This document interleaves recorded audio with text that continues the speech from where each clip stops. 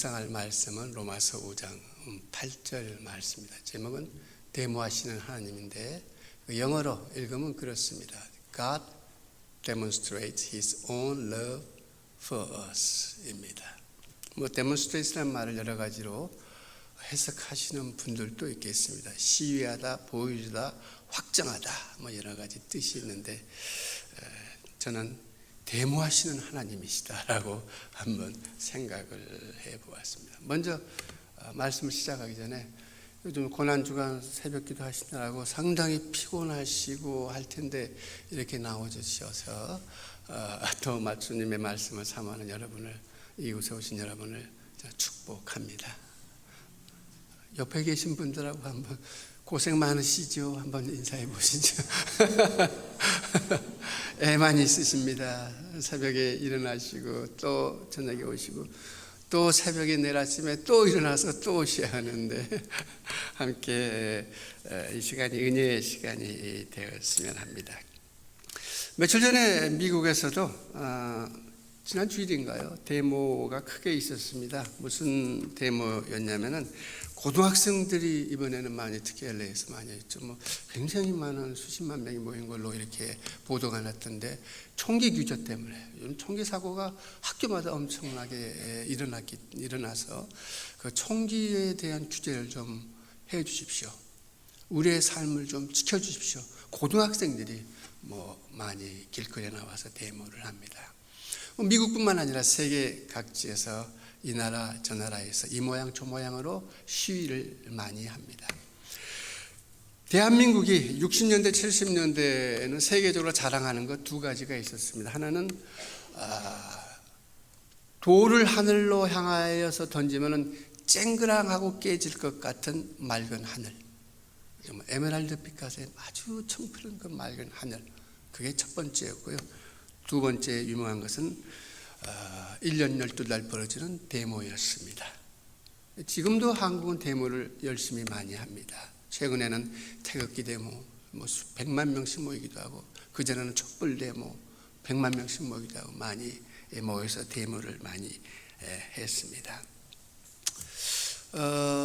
내 기억으로는 데모 기억나는, 초등학교 5학년 때인가 4.19 때부터 하는 데모가 좀 기억나는데, 그때부터 데모의 형태는 이렇게 보면은 여러 가지인 것 같습니다. 제일 처음에는 그 당시에는 고등학생, 대학생들이 스크럼을 탁 짜고 수십 명이 와 몰려다니면서 데모를 많이 했습니다.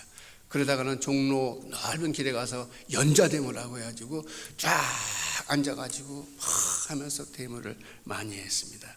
그 다음에 조금 더 격해지더니 파이프 데모, 파이프를 들고 하는 데모, 화염병을 투척하기도 하고 쇠파이프를 들기도 하고, 이러한 데모가 많이 있었습니다.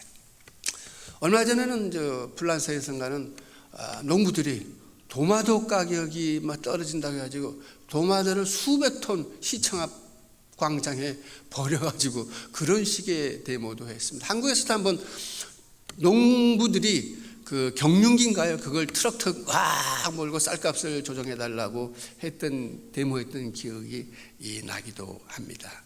요즘은 데모를 하는 거 보니까요, 상당히 좀 흥겹게 하더라고요. 치어리더를 쫙 세워놓고 밴드 같다 하면서 노래하면서 상당히 경쾌하게 데모를 하고 있는 것 같습니다. 여러 가지 형태의 데모가 있는데요. 일이 있을 때 내가 그 당시에 난 꽁투는 아닌데 상당히 재미있는 꽁투가 하나 있었는데, 뭐냐면은 1859년은 찰스 다윈, 영국의 물리학자요 철학자요 찰스 다윈이 종의 기원이라는 그러한 진화론에 관련된 책을 발표하게 됩니다. 그 내용은 저도 그 책을 읽어보지 않아서 모르는데 그 핵심적인 내용은 이건 것 같습니다. 인간과 원숭이는 공통 조상을 갖는다라는 그분의 그 지로 논리를 펼치는 책이었습니다. 상당히 기독교계가 제일 먼저 놀랐죠. 창조론에 대한 굉장히 그 반대의 그 주장이기 때문에 사람도 놀랐고 세상도 놀랐습니다.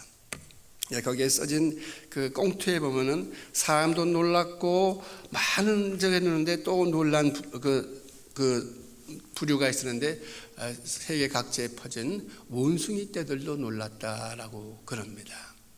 그래서 그 원숭이 떼들이 모여서 시위를 하기 시작을 했답니다. 꽁투입니다. 사실 아니에요. 꽁투입니다. 어떤 사람이 쓴 거예요. 그들 원숭이들의 주장은 그겁니다. 인간 탐욕스럽고 음란하고 광란스럽고 정욕 탐식 빠진 그러한 인간을 우리가 어떻게 같은 조상으로 둘 수 있느냐? 이거는 원숭이에 대한 모독이다. 그래서 격렬하게 반대 의견과 함께 데모를 벌였답니다. 그때 활복 자살하고 있는지 없는지 모르겠습니다만 굉장히 격렬하게 원숭이들이 도대체 우리는 인간과 상종이 안 되는 상당히 고급스러운 품이 있는 우리는 종류인데 저런 인간하고 같은 급으로 처분했다는 게 상당히 우리는 언짢다라는 게 그때 그 주류였던 것 같습니다. 지나가는 얘기였어요. 꽁트로서. Anyway, 데모를 많이 합니다만 데모하는 이유가 있습니다. 이유가 무엇이냐면 첫째는 뭐냐면 내 의견을 들어달라는 겁니다. 내 생각, 내 주장을 들어달라는 겁니다. 그리고 두 번째는 무엇이냐면 이렇게 하지 말아달라는 겁니다. 하나는 내 얘기를 들어달라는 것이고 하나는 이렇게 저렇게 하지 말라는 것이에요. 여러 가지 분석해보면 결론은 95%의 결론은 한 가지입니다. 무엇이냐면 간단합니다. 내 밥그릇에 손대지 말아달라. 이것이 데모의 그 내용입니다. 하나님께서 오늘 얘기했듯이 God demonstrate His own love for us. 하나님께서 데모하셨다라고 저는 이렇게 제목을 지었는데 인간이 하는 데모와 하나님께서 하신 데모와는 상당히 차이가 납니다. 인간은 아까 얘기했듯이 약자가 강자를 향해서 하는 게 데모입니다. 약한 편에서 강한 편에게 국가나 권력자나 회장이나 회사의 주총이나 그런 쪽을 향해서 하는 행위가 데모입니다. 인간의 사회의 데모입니다. 약자가 강자한테 하는 항변의 최후 수단이 데모입니다. 하나님께서 하신 데모는 이 온 우주를 창조하신 분입니다. 여러분 잘 아시다시피 온 우주를 섭리하시는 분이십니다. 온 우주를 소유하고 계시는 분입니다. 그분이 인간에게, 죄 있는 인간에게 하시는 시위입니다. 시위의 내용은 그겁니다. 나는 너를 사랑한다입니다. 나는 너를 죽도록 사랑한다입니다. 내게로 오라. 내가 복을 주겠다. 내게로 오라. 내가 너를 편안하게 하겠다. 너로 평강을 누리게 해야겠다. 라는 것이 하나님께서 우리를, 즉 죄인을 향하여 하시는 데모의 그 취지입니다. 여기서 우리의 한글 성경에는 자기의 사랑을 확증하셨느니라 라고 과거형으로 써져 있습니다만은 원래 원어는 God demonstrate 현재형으로 써져 있습니다. 현재형입니다만은 실질적으로 문법상으로 보면은 시제상으로 보면 현재라는 건 사실 어떤 의미에서 존재하지 않습니다. 1초 전의 일은 과거입니다. 그렇잖아요. 1초 후의 일은 미래입니다. 현재는 존재하지 않는다는 것이 엄밀히 따지면은. 그래서 헬라에서 현재 시제는 무엇과 동일시하느냐? 현재 진행형과 동일시합니다. 그래서 하나님의 사랑은 계속해서 만세 전부터 지금까지 그리고 우리 주 예수 그리스도께서 다시 재림하실 그날까지 우리 인류가 목숨을 이 땅 위에서 부지하는 그 순간까지 하나님께서는 계속해서 사랑하시겠다는 겁니다. 이것이 하나님의 취지예요. 하나님의 목적이에요. 하나님의 우리에 대한 약속입니다. 그럼 하나님께서는 언제 사랑하셨나라는 것이에요. 6절 한번 띄워주시기 바랍니다. 예. 로마서 5장 6절에 보면 이렇게 되어 있습니다. 우리가 아직 연약할 때라고 기록하고 있습니다. 연약하다라는 뜻은 우리가 믿음이 약하다 그런 뜻이 아닙니다. 연약하다라는 뜻은 소망이 없을 때라는 뜻입니다. 우리에게는 전혀 구원받을 만한 어떠한 도움을 청할 사람도, 간구할 사람도, 부탁할 사람도, 그러한 대상도 전혀 없어서 구원받을 만한, 영생을 얻을 만한 그러한 소망의 길이 전혀 없을 때였다라는 것입니다. 에베소서에는 이렇게 말씀을 하고 계십니다. 너희는 그때 그리스도 밖에 있었고 세상에 소망이 없고 하나님도 없이 살았던 자라라고 말을 하고 있습니다. 우리는 결코 그 어떤 희망도 소망도 없었던 상태였다라고 합니다. 그것이 연약한 때라고 말을 합니다. 두 번째는 연약할 때라는 것은 무엇이냐면 무가치할 때라고 말을 합니다. 우리 인간은 스스로 무엇인가 행동을 통해서 하나님을 향해서 하나님의 영광을 나타내기 위해서 어떠한 고귀한 것을 얻어낼 만한 그런 능력은 전혀 없다라는 것이죠. 하나님을 향해서 어떤 귀중한 것을 이뤄낼 수도 추진할 수도 만들 수도 없다는 그런 상태입니다. 그래서 그 상태를 무가치하다, 전혀 무가치하다라고 표현을 합니다. 연약할 때, 소망이 없을 때, 무가치할 때입니다. 그리고 6절 후반전에 보면 경건하지 않았다라고 합니다. 경건하지 않았다라는 것은 무슨 말이냐면, 경건하다라는 것은 우리 행위가 하나님의 성품을 닮아서 하나님의 뜻을 이루어드리고 하나님과 복된 삶을 함께 누려가는 그러한 것 형상을 닮아가려고 하는 것, 그것을 거룩하다라고 말을 합니다. 경건하다 표현을 합니다. 경건하지 않았다라는 것은 무엇이냐면 우리의 모든 행동이 하나님의 거룩함과 하나님의 위대함을 반역하고 나서서 살았다라는 것이.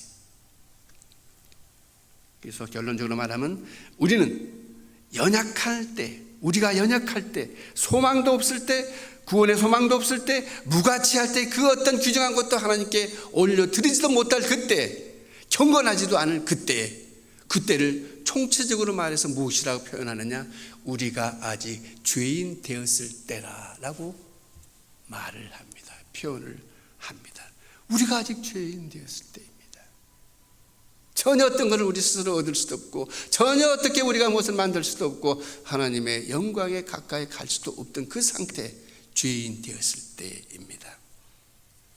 에베소서 22장에 보면 이렇게 말합니다. 전에는 우리도 다 그 가운데서 우리의 육체의 욕심을 따라 지내며 육체와 마음에 원하는 것을 하여 다른 이들과 같이 본질상 진노의 자녀들이 라고 말을 합니다. 우리는 죄의 용서를 받고 이곳에 있습니다만 그러나 우리 전에 죄의 용서 받기 이전의 신분이 우리는 본질상 진노의 자녀였다라는 것입니다. 우리는 죄인이었다는 것이죠. 우리는 죄인. 그러면은 우리는 도대체 얼마만큼의 그 죄인인가? 그 분량이라고 할까요? 하여튼 우리는 죄인인데 그럼 얼마나 큰 죄인인가라는 것이죠. 마태복음 18장에 보면은 이러한 내용이 나옵니다. 한 종이 주인에게, 임금에게 빚진 종이 나오죠. 이 내용은 실질적으로는 죄에 관한 문제라기보다는 용서에 관한 문제입니다. 예수님께서 비유로 말씀하신 용서에 관한 문제입니다.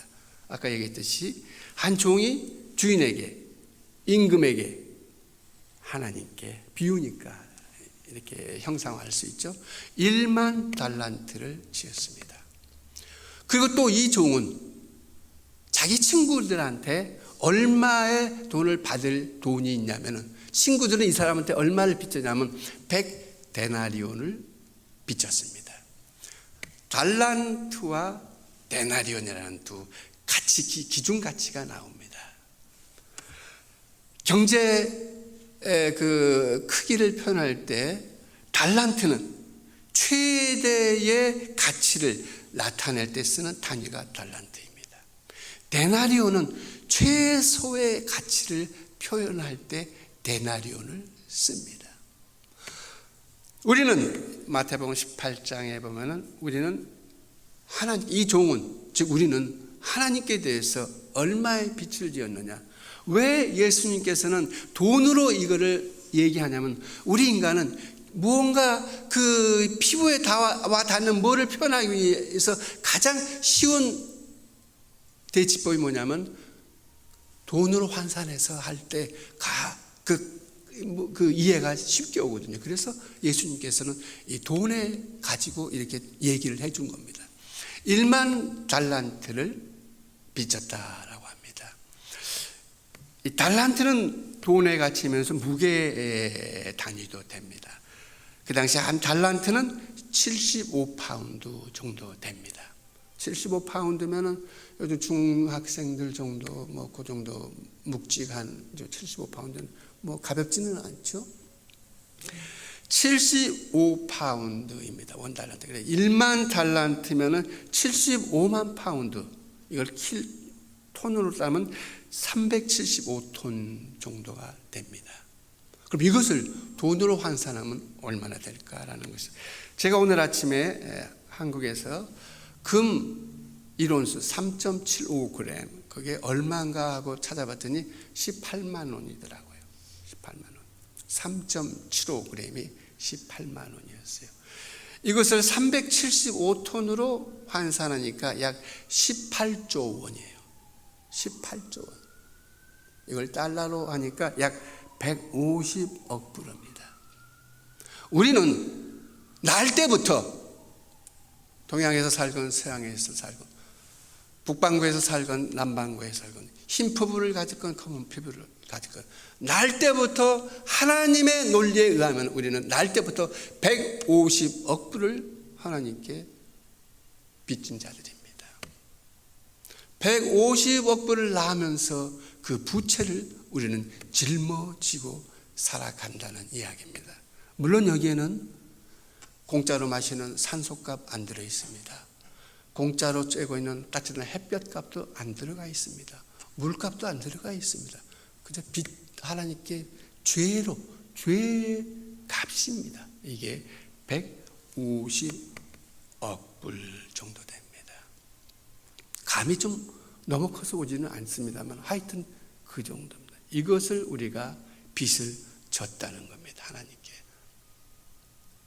하나님께서는 이 돈을 누가 갚을 수 있습니까? 150억 불 갚을 사람이 이 세상에 누가 있습니까? 뭐 중동에 있는 뭐 그 석유 그 왕자들 뭐 maybe 그러나 그 사람들 석유 자기 겁니까? 아니잖아요.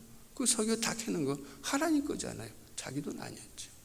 이 세상에는 그 누구도 150억 불을 갚을 인간은 자연인은 이 세상에 아무도 없습니다. 그래서 우리는 빚진 자라는 거예요. 그래서 사도 바울은 이 내용을 가지고 어떻게 해석하냐면 우리는 나는 빚진 자다라고 합니다. 빚진 자. 우리는 채무자입니다. 그 당시에 뭐 지금도 뭐 크게 틀리지는 않겠습니다만 그 당시에 빚을 갚지 못하면은 채무를 갚지 않으면은 두 가지입니다. 종으로 팔려가거나 그 사람의 종이 되거나입니다. 빚을 갚지 못하면 물론 자기 능력이 있어서 빚을 갚으면 자유인이 되지만은 그러나 그 누구도 150억 불을 어떻게 갚는다는 말입니까? 그래서 사도 바울은 나는 주님의 종이다 라는 종의 신학을 말하는 겁니다. 우리는 갚아도 그 은혜 하나님의 그 은혜, 우리에게 폭포수와 같이 퍼부어졌던 그 사랑의 은혜를 갚을 길이 전혀 없다라는 것이에요. 그래서 사도 바울은 나는 종입니다 라고 말하는 거예요. 종에게는 세 가지 그 의무라고 할까요? 세 가지 없는 게 있습니다. 뭐냐면은 먼저 제 종은 소유권이 없습니다. 종은 자기 재산이 없어요. 종은 결정권이 없습니다. 내 멋대로 오늘 저희 가서 내 일 좀 보고 올게요. 내가 말 못합니다. 주인이 가라고 하면 한 거고, 비 오는 날 잔디밭에 물 뿌려라 하면 뿌리는 게 그게 종입니다. 의결권이 없습니다. 그리고 채무는 자기 후대까지 넘어갑니다. 하나님께서 이 모든 것을 일시불로 갚아주셨다는 거예요. 어떻게?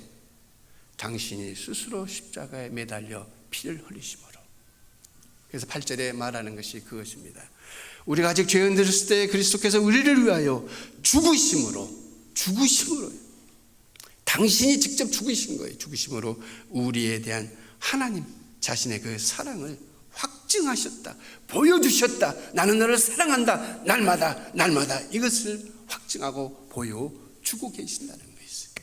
이것이 하나님의 은혜요, 하나님의 사랑입니다. 그래서 사도 바울은 이것이 너무나 고마워서 내 목숨, 내가 살아도 주를 위하여 살고 죽어도 내가 주를 위하여 죽습니다 라고 고백하는 이유가 바로 그것입니다. 왜? 갚을 길이 없기 때문에. 교회란 무엇이냐? 누군가 어느 분이 그런 말을 하는 걸 제가 들었습니다. 교회란 빚쟁이들이 모인 곳이다. 150억 불 다 빚진 사람들이 다 모였는데, 근데 그 앞에 수사가 하나 붙어요. 탕감받은 빚쟁이들이 모인 것이다 라는 것이. 교회란 탕감받은 빚쟁이들이 모인 것입니다. 우리는 다 탕감받았어요.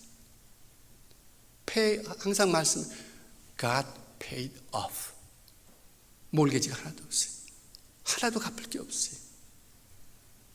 교회란 탕감받은 빚쟁이들이 모인 곳이다. 그래서 그러기 때문에 새벽에 와서 예배드리고 피곤해도 저녁에 또 나오고, 또 와서 부엌에서 또 일하시고, 찬양팀 새벽 4시 반에 나와서 일어나서 또 나와서 하고. 왜? 그 은혜에 너무 고마워서, 하나님의 그 사랑에 너무나 감사해서입니다. 너무나 고마워서. 수년 전에 어느 한 목사님 분이 여기서 교회를 하나 개척했습니다. 이분은 한국에서 굉장히 대형 교회, 가장 한국에서 대표적인 교회, 우리 교단에 같은 교단, 큰 교회에서 목회하다가 일이 있어서 무슨 일이 벌어져서 분당에 하나 교회 개척했다가 그 다음에 미국에 왔습니다. 미국에 와서 교회를 하나 개척을 했습니다. 개척하면서 교회 개척하면 신문에 그 광고 내지 않습니까? 근데 그 크게 그때 거의 전단은 아니지만 반단 광고 정도 크게 났습니다. 그때 그 내용이 캐치프레이즈가 뭐였냐면은 교회 세우면서 설립하면서 캐치프레이즈가 이거였습니다. 우리 교회는 다른 교회처럼 부담을 주지 않습니다 했습니다. 우리 교회는 다른 교회처럼 부담을 주지 않습니다. 그러니까 편안한 마음으로 오세요 라는 그러한 그러한 내용이 밑바닥에 깔린 거죠. 우리 교회는 조직도 없습니다. 우리 교회는 직분자도 없습니다. 우리 교회는 성경 공부도 안 합니다. 우리 교회는 새벽 기도도 없습니다. 우리 교회는 돈 내라고 하지도 않습니다. 우리 교회는 그 어떤 부담도 주지 않습니다. 오십시오. 그런 광고를 했어요.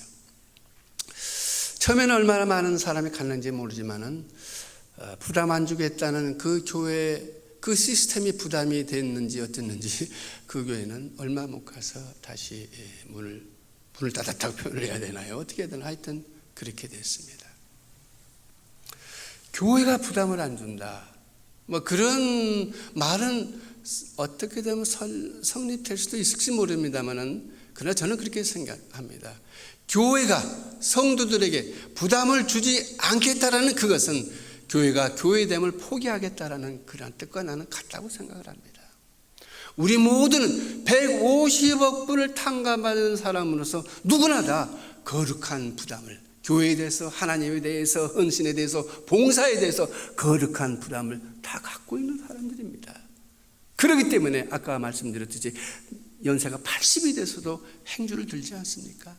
연세가 80이 돼서도 부엌에서 칼질을 하지 않습니까? 왜?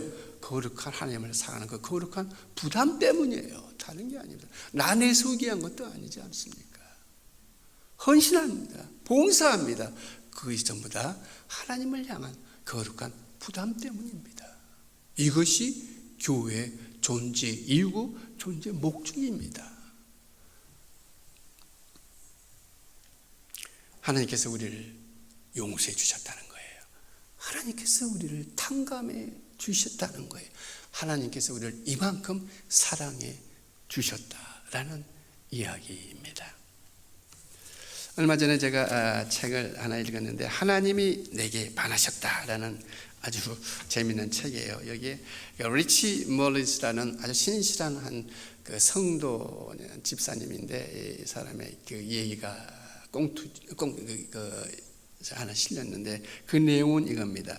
리치 멀린스가 여름에 서머 캠프를 가기 위해서 그 아펠라치아 산맥을 그 산길을 쭉 걷고 캠프장으로 이제 가고 있었습니다.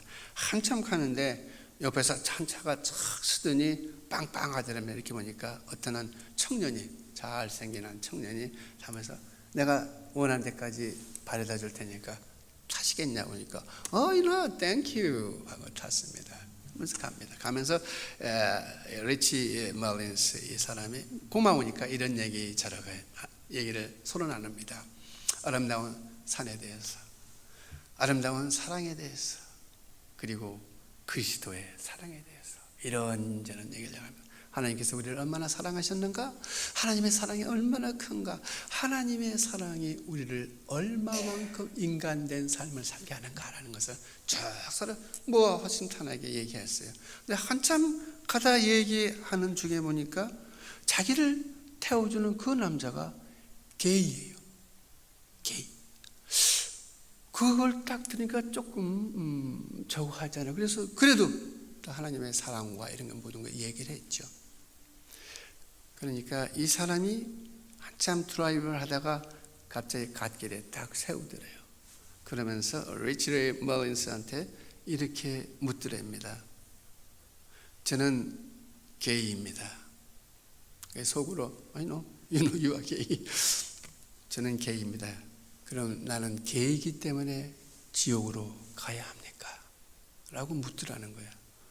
그래서 속에서 그렇지, 게이 하나님께 싫어하는 난 지옥으로 가야지 라고 말하고 싶은 말이 이렇게 나왔지만은 갑자기 자기도 모르게 이렇게 말이 나오더라면 아닙니다.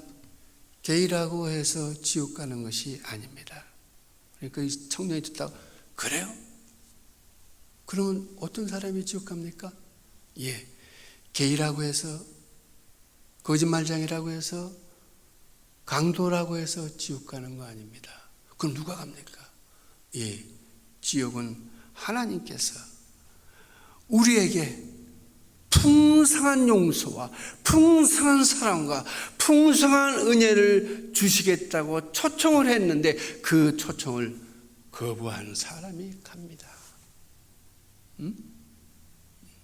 하나님께서는 우리를 향해서 엄청난 은혜와 엄청난 사랑과 엄청난 감당할 수 없는 그런 축복의 약속을 우리에게 주셨는데 그거를 받아들이지 않은 사람은 가게 된다는 것이. 여러분, 우리는 패역한 시대에 살고 있다라고 말합니다. 패역하다라는 것은 파렴치하다라는 뜻과 같습니다. 패역하다라는 것은 이 세상에서 극악무도하다라는 말과 같습니다. 극악무도하다라는 말은 악이 극에 달았고 도의와 질서와 법도 무시한다는 뜻입니다. 이러한 패역한 세상에서 우리는 살아갑니다. 그러나 여러분 확실히 하십시오. 패역함을 고치는 것은 우리가 아닙니다. 패역함을 고치는 것은 세상의 철학이 아닙니다. 패역함을 고치는 것은 오직 하나님의 사랑뿐입니다. 하나님의 사랑이 패역함을 고치십니다. 하나님의 사랑이 이 세상에 구부러진 모든 것을 바른 길로 해쳐가게 펼치십니다. 우리는 그저 이 세상에 살다가 이 세상에 수많은 죄와 모든 그러한 팔이 잘렸으면 팔이 잘린 대로, 다리가 잘렸으면 다리가 잘린 대로, 눈이 하나 뽑혔으면 눈이 하나 뽑힌 대로 하나님께 그대로 나오기만 하면 됩니다. 그러면 하나님께서 치료하시는 거예요. 그러면 하나님께서 품어주시는 거예요. 그러면 하나님께서 복을 내리워 주시는 겁니다.